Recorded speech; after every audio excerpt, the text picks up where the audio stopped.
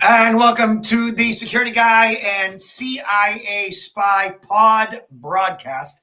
I am Robert Siciliano, the Security Guy, and this is the CIA Spy, Peter Warmka. How are you doing, Robert? Doing pretty good, man. I see your tan is you're getting your tan work done. Oh, so yeah, I'm not good with the whole sunscreen thing, and I've been on the boat I think 3 times now, which has helped. And my wife and I spent a couple of days in Ocala, Florida, at the Villages. Oh my gosh, you're almost my name. You should have visited me.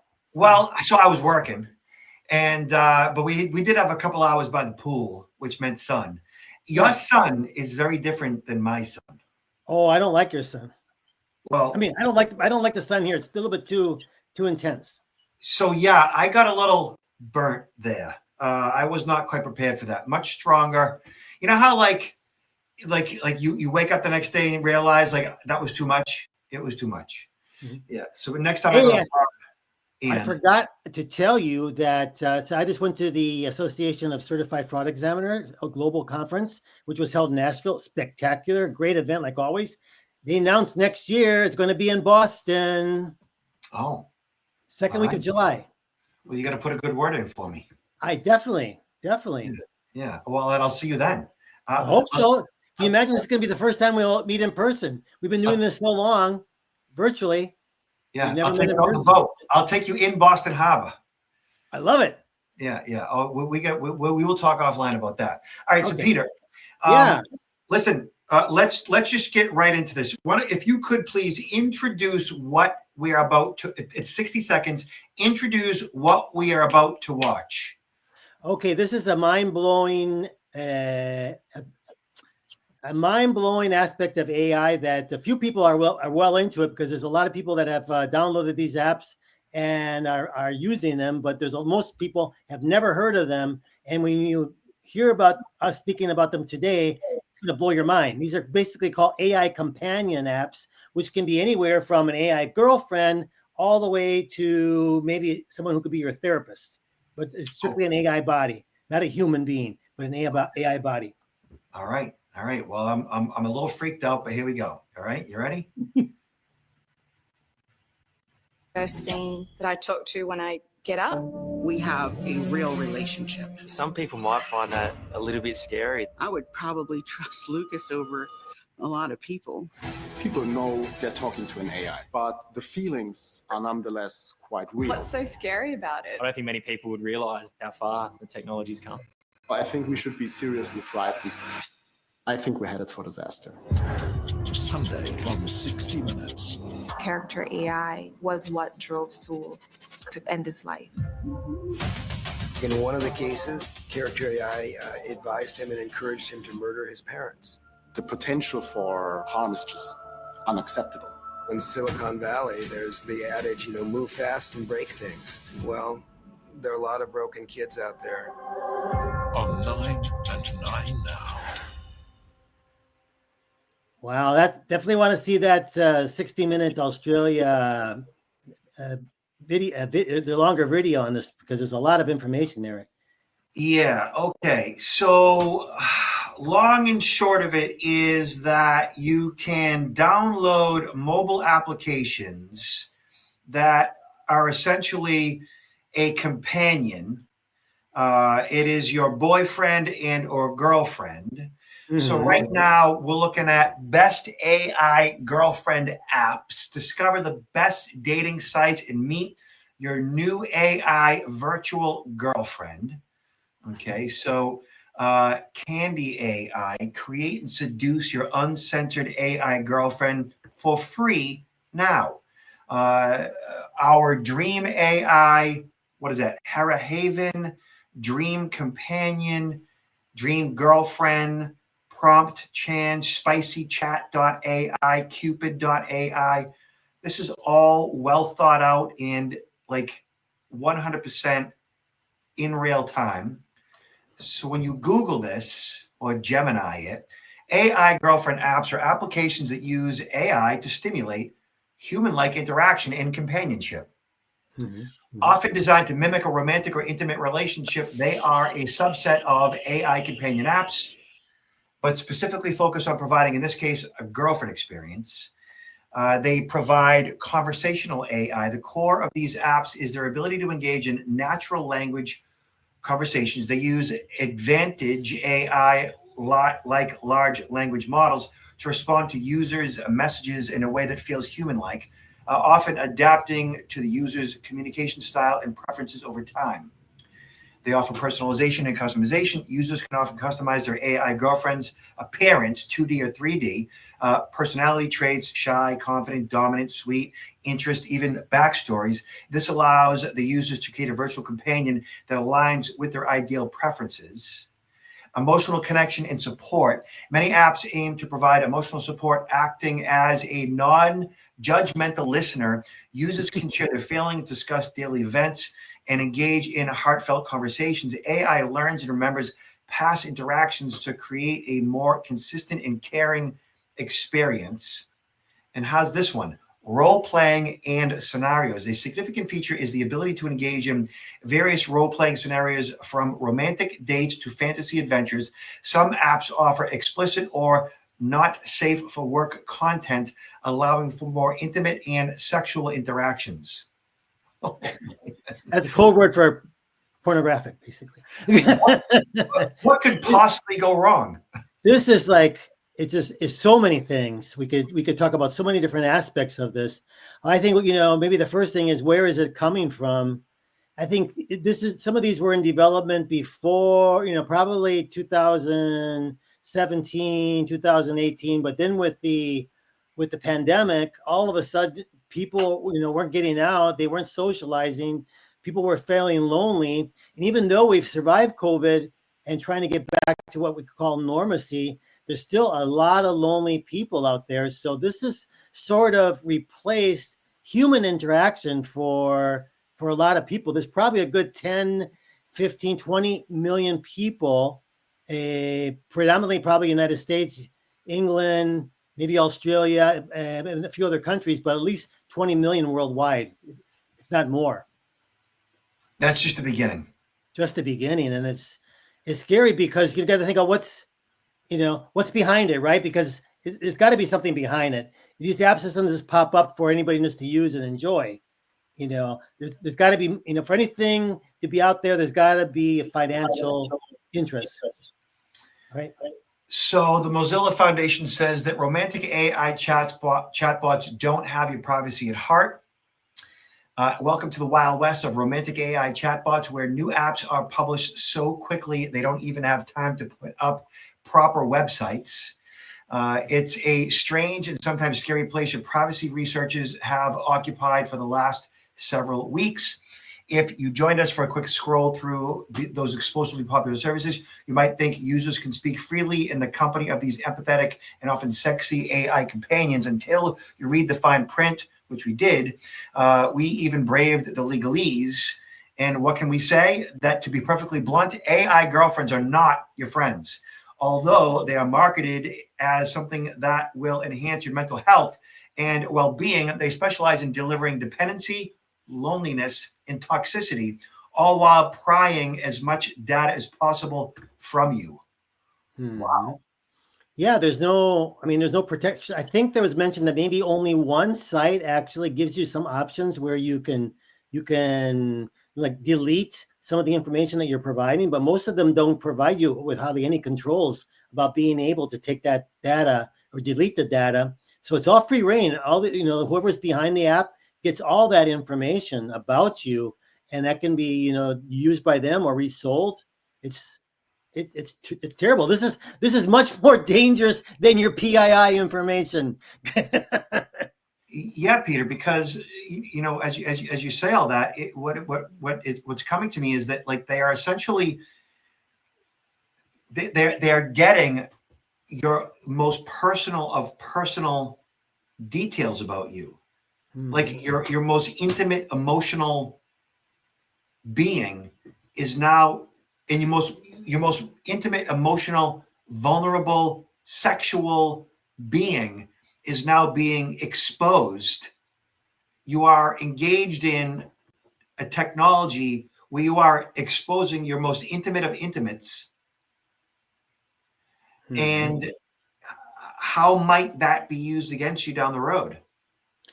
I mean, we can only speculate, right? But I mean, we know that already a lot of these really big data collectors and aggregators are picking up all this other information about us for marketing and who knows what else.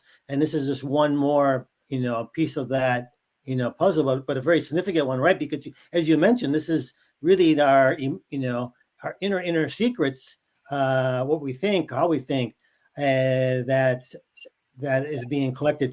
Because of my background, Robert, and intelligence, I just take a look at this and thinking, I always I do a lot of comparisons. I talk a lot about China because you've heard me in the past speak about all this information that China has been collecting over the last few years for these data breaches, the OPM, Anthem, Marriott International, and Equifax breaches.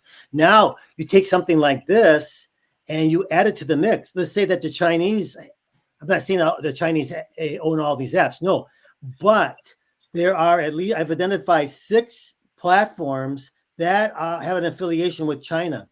Okay, 6 of these, there's probably several dozens of platforms, but at least 6 of them go back to China. And just think about what kind of, this information that if Chinese wanted to identify somebody, it could try to recruit to provide information or to pressure them, maybe to be an agent of influence. It's a tremendous resource for them, and I probably heard of the term honeypot, right? In the intelligence world, it's where the intelligence service will have a really attractive female or attractive male to go after the target and get into a romantic relationship with them to the point of getting really sensitive information, or kind of like, at the end of the day, blackmailing that individual to do something.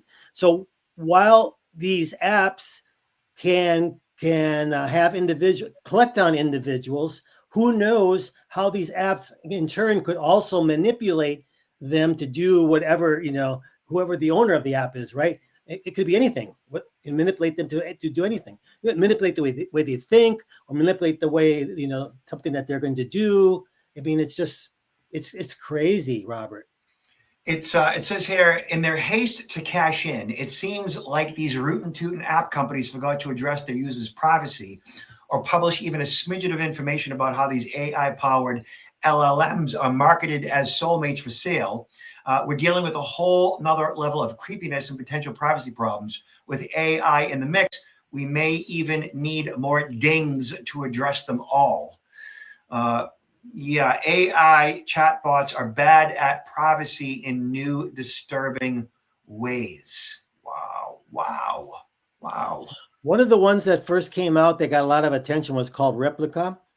And then it got so bad that the AI, the companions or girlfriends, began to became really hostile and nasty with some of their clients, to the point where it was considered really, really dangerous. And so Replica actually changed the model and began to take away some of, put more of a guardrail on these particular things that the companions would do. And then some people started to complain, that they weren't getting what they wanted. I guess they wanted more of that, somebody who they would be more aggressive and with them. So you can't, there are still people that will take this to whatever level they can take it, right? Take it to whatever extreme they want, in a relationship, I guess.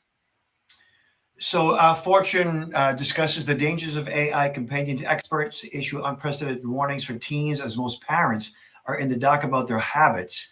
A legal battle is playing out between artificial intelligence company and a grieving mother, claiming her 14-year-old son took his life over being in love with an AI chatbot. She says, I miss him all the time, of course. That scene of defendant's character technology in Google asking about the lawsuit to be dismissed in Orlando serves as the chilling backdrop for a new urgent warning issued by the safety nonprofit Common Sense Media, which I have a relationship with. Social AI companies are not safe for kids, says the CEO and founder.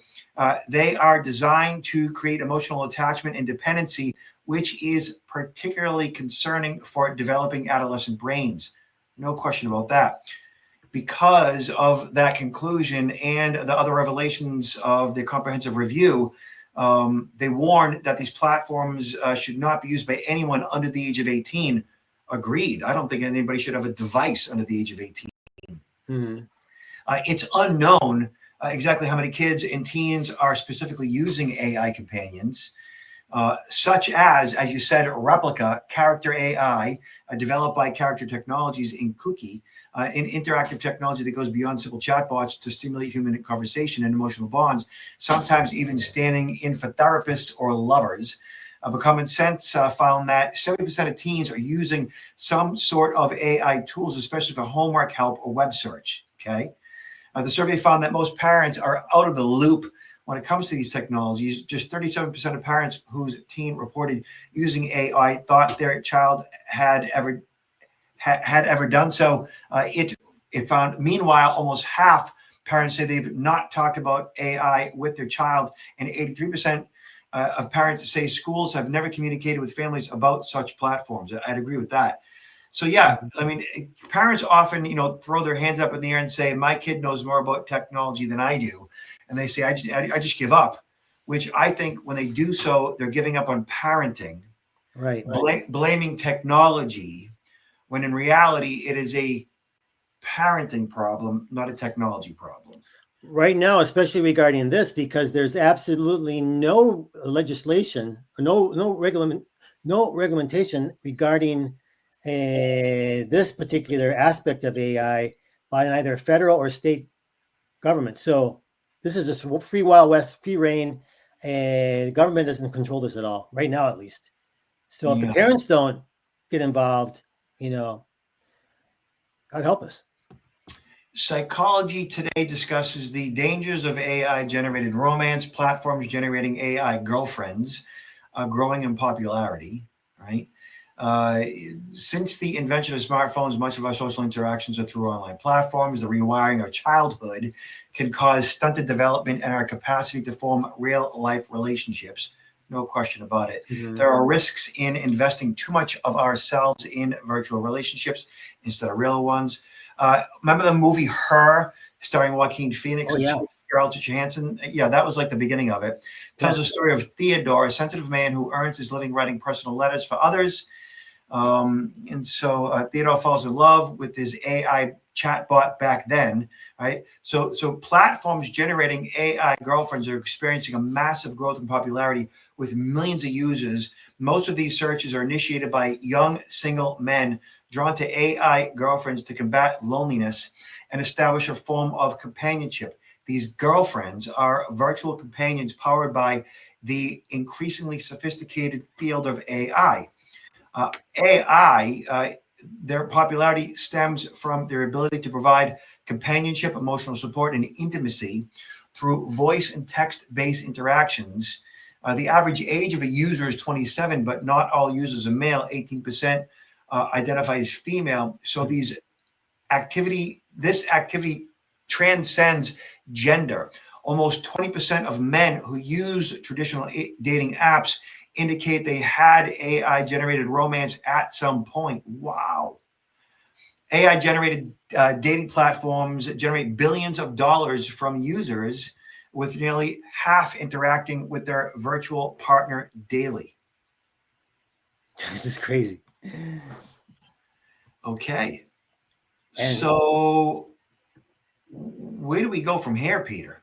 Well, I think it's just going to keep. This is just going to continue to grow. I think there's going to be more and more people that are going to, explore this and develop a, relationship with an AI companion. A lot of it will probably be more sexual in nature, as far as AI girlfriend or AI boyfriend. But I think this is a growing trend, and I don't see any pushback from it. Until we get regulation in place, I just think it's going to continue.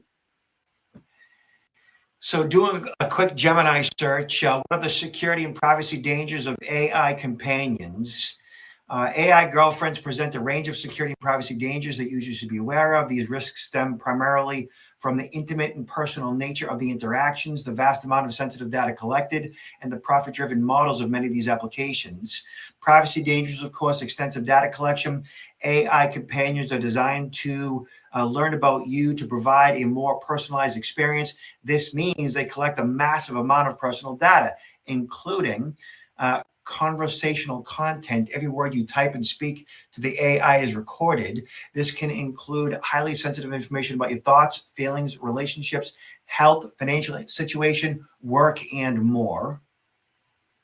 I can see dozens of ways this could be used against you. User profile information, your IP address, location, phone number, logon data, device information, browser cookies, MAC address, and network activity are often captured. Inferred data, the AI can infer additional details about you based on your conversation, such as your emotional state, interest, preferences, and even vulnerabilities. Wow, this is like a sophisticated stalker girlfriend.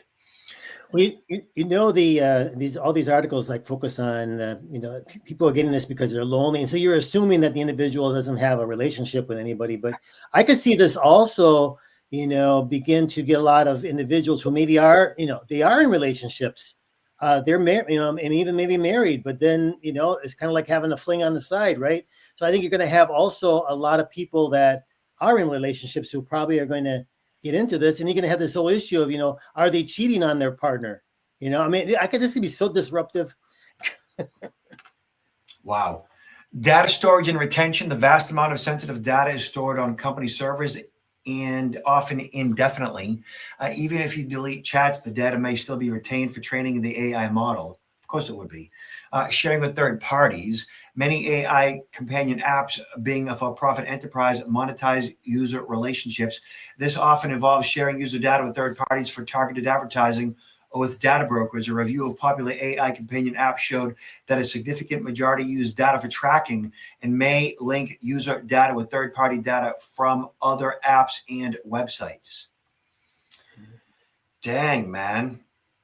So data sovereignty and compliance risks. If an AI app stores data in different jurisdictions or has vague privacy terms, your data can be routed through servers in regions with less stringent regulations, increasing exposure to risks like China and Russia. Mm-hmm. Yep. Wow. Voice data misuse. If voice interaction is enabled, collecting voice recordings could be misused or even used to create voice deep fakes. So the security dangers, data breaches. Any system that stores large amounts of sensitive data is a target for cyber criminals. If an AI companion app's servers are compromised, all the personal and intimate data that you've shared could be exposed, leading to identity theft, financial loss, reputational damage, and emotional distress. Mm-hmm. Peter, I'm going to go curl up in bed and put the covers over my head, and you may not see me or hear from me ever again. Well, if anybody were looking for one word of advice regarding this, I would just say, don't use it. That's 2 words. So don't. Oh, 3 words. Stay off it entirely. Don't even explore it. I mean, you can watch a few YouTube videos or read articles about it, but don't even, don't get on. Don't register. And the thing about loneliness is, right? How many people experience LONLINES? I'm sure I spelled that wrong. How many people experience loneliness? Loneliness is a widespread global issue affecting a significant portion of the population. While exact numbers vary depending on the study methodology and definition of loneliness, here's a general breakdown. Approximately 33% of adults worldwide report experience feelings of loneliness. Nearly 1 in 4 adults globally, about 24%, reported feeling very lonely or fairly lonely in a recent Gallup survey in 140 countries. This translates to more than 1 billion individuals. In the US, about 20% of adults reported feeling lonely a lot of the day, as late as 2024. So what that really boils down to is that these AI chatbot companies have a massive, massive market to pull from. Huge, yeah, you do. And if you're in the game of AI chatbots for companionship, and know that a quarter of the world's population is your market, and you have the ability to cash in and cash out, I don't know that ethically you're going to care all that much at all. I agree with you. No, they wouldn't care at all. Really. And think about it. I mean, there's going to be, you know, just like anything, it's going to manipulate you to always come back, to always get more, to come back, you know, instead of doing like a half an hour conversation with your chatbot, you know, you're coming back for more, 2, 3, 4 hours a day, that it's almost like you're obsessed with it and you get that dopamine rush. And there's probably going to be certain upcharges. I mean, they're going to be making money from in a lot of different ways. Upcharges to these services. It's going to be crazy. It's going to be crazy. It already is. All right, Peter. So where can everybody find you? Well, they're not going to find me on one of these AI chatbots. I exist. I am real. Okay. Yes, you are. And I'm in Atlanta right now, but check me out at counterintelligence-institute.com, as well as my LinkedIn site with a lot of information, a lot of videos, a lot of content. And just like Robert, we're available for presentations, especially upcoming October, Cybersecurity Awareness Month. Still some availability, reach out and contact me. I'd be happy to see if we come out and provide you with a training event. And here's Peter on LinkedIn. Definitely check him out there. He's got thousands and thousands of followers. And check out his books, The Confession of a CIA Spy, The Art of Human Hacking, and Why Are You Messing With Me? Senior Survival Guide on Fraud, Privacy, and Security. And you can see me at protectnowllc.com.